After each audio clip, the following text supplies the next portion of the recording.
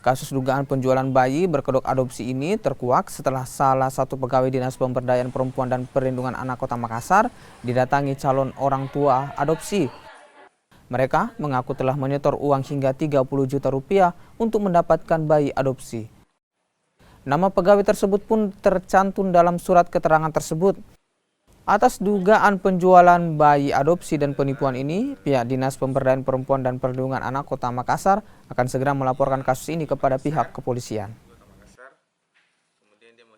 Kalau pelaku, setahu saya adalah dia aktivis perempuan dan anak dan sebenarnya ini anak adalah ini pelaku biasalah ketemu dengan kami dan saya tidak menyangka bisa seperti ini, dan yang kami sayangkan adalah adanya transfer uang itu untuk adopsi anak. Padahal saya adalah tim juga adopsi anak dan tidak ada sama sekali biaya harus dikeluarkan kalau kita mau adopsi anak. Kemarin itu dia sudah masuk kategori undang-undang tindak pidana perdagangan orang karena ada proses dan caranya. Prosesnya itu dia sudah memberikan iming-iming kepada orang, tujuannya dia sudah mendapatkan transferan, dan sebenarnya ini kan sisa penyerahan ini yang belum ada.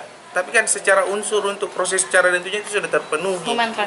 Human trafficking termasuk juga yang penipuannya karena kan penipuannya itu orang menipu bahwa ini akan ada bayi dan tidak ada, kemudian terkait soal pemalsuannya ini tanda tangannya klien kami itu dipalsukan. Kalau untuk pencemaran nama baik, iya masuk, sebenarnya masuk juga untuk pencemaran nama baik 310-nya kan.